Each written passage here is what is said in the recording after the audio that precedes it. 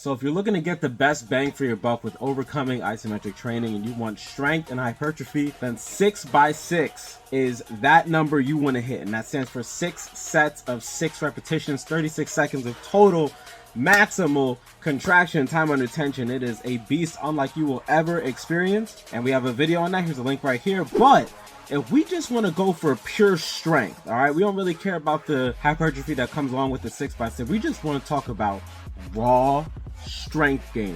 1 to 3 seconds is all we need. Now let's go into the science of that. Before we do, I just want to give a quick shout out to our NoLimitSquad patrons. I really appreciate your support and taking your support for the NoLimitSquad channel a step further. Supporting me for as little as $1 a month. I appreciate you. Let's get into the nerdy knowledge. The first thing we need to do is talk about what MVC is, okay? MVC stands for maximum voluntary contraction. In isometric training, how hard we train or our intensity can be measured in one of two ways. It can either be subjectively measured as effort or objectively measured as a percentage of the maximum force that we can exert.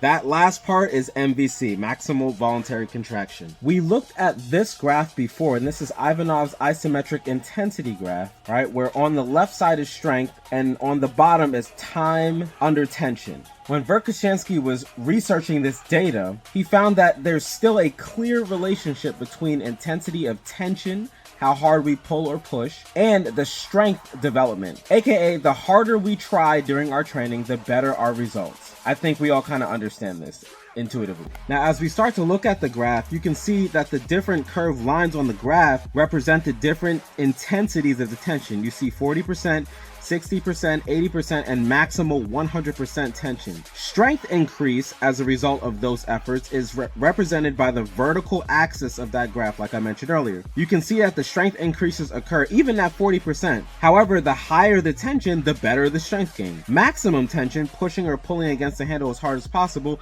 gives us the best results in strength. For the best strength gains with this method, we want to push as hard as humanly freaking possible. So now we're going to go into the next logical question. Well, then how long do we hold it for, right? Because naturally, how much tension we generate on each rep is relative to how long that we hold it. Even if we're going max 100%, our tension after 15 seconds are going to be a lot lower than our tension after 3 seconds. So if we look at that graph again, you can see that the maximum strength gains are made with holds lasting approximately 6 seconds. There is a wide consensus on this, and this is why the default time of the ISO chain and the ISOmax is automatically set to 6 seconds. We had talked about that in our 6x6 video, which you can find right here. Okay, well, so far you're still saying 6 seconds, Chris, so why did you mention 1 to 3 in the beginning of the video? Because although 6 seconds still remains the gold standard for isometrics, shorter repetitions also do have value, but the only thing with that is that we need to perform more of them in their effectiveness if it's going to approach that gold standard of the 6x6. Researchers studying the isometric contractions versus brief rhythmic ones discover that the brief contractions, like the 1 to 3, actually develop strength at an extremely high rate, although many more brief holds had to be performed, so that the tension and the force velocity curve added up to one sustained hold. Does that make sense? It becomes a simple mathematical problem. We get more raw strength and the strength gains go up faster, but we need to do more of those 1 to 3 second holds in order for it to match the 6x6. To add on to that, researchers also noted that shorter rhythmic contractions were psychologically easier to perform than the sustained hold, which makes sense. The less we gotta suffer, the more the more attractive it is. Now, I want to cover a little bit of the 6 seconds real quick, just so that this makes sense, because what I'm about to explain is going to shed a lot more light to the 6x6 and thereby make the 1 to 3 seconds we mentioned make a little bit more sense. Now check this out. There was another study that pointed to their research indicating that holds of around 6 seconds are actually superior, and they based this off of the result of hypertrophy.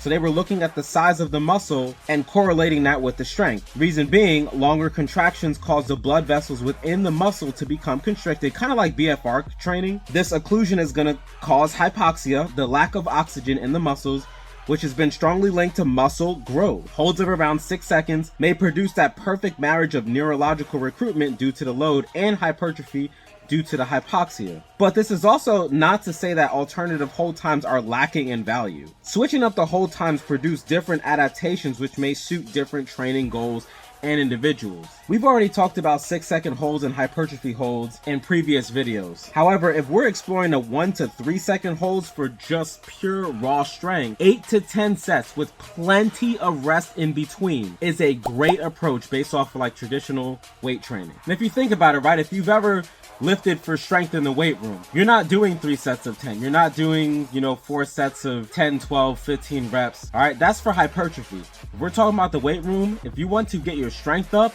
you want to go with less than 6 repetitions at a really high load. So you should be hitting failure around rep 5. Okay, that makes sense, and that's what those powerlifters do. They mess around with the 1 rep max a lot more.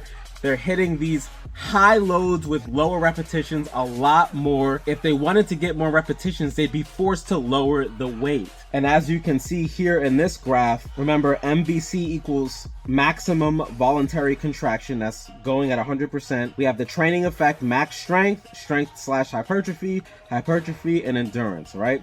So with our maximum strength, we're going at 100%. This is the maximum amount of force that we can exert. With the strength and hypertrophy, we're going to 80 to 90%, hypertrophy 60 to 80%, and endurance 20 to 40%. Now look at the hold time. 1 to 3 seconds for max strength, 6 seconds for strength and hypertrophy is where 6x6 comes from. Hypertrophy 20 to 45 seconds, and 60 plus seconds for endurance for those masochists out there. For strength, we want 8 to 10 sets. Remember, if we're chasing that strength, all right, we can't just do 6 sets. We need to have that total volume still match. So that's like if we were to train for strength in the weight room, but we're only doing 2 sets. That's just not enough, If we're trying for a 1 rep max and just to see where we're at, that's fine. But if we're truly training for the sake of developing strength, we need to do more sets at that higher load to trigger those strength responses in the body. So that makes sense. With its isometric equivalent, we need to have 8 to 10 sets. So it's going to be a total of 8 to 30 seconds of maximal time under tension. Now, if we go down to the 6x6, it's 6 sets of 36 seconds. We already know that. Hypertrophy, 3 sets, 60 to 135 seconds, and endurance, 4 sets, 240 seconds plus seconds. It all depends on the output into the exercise. So again, you notice that the MVC for each particular goal is less and less as we start to drop from strength into hypertrophy and strength to hypertrophy, and then lastly to endurance. But what are your thoughts? Does this make sense to you? Comment down below. Hopefully this sheds some light on the subject. Thanks for watching. If you liked the video, be sure to drop a like, go ahead and comment. If you're not yet part of the squad, hit that subscribe button, come join the squad with us. We'll see you next video. Peace.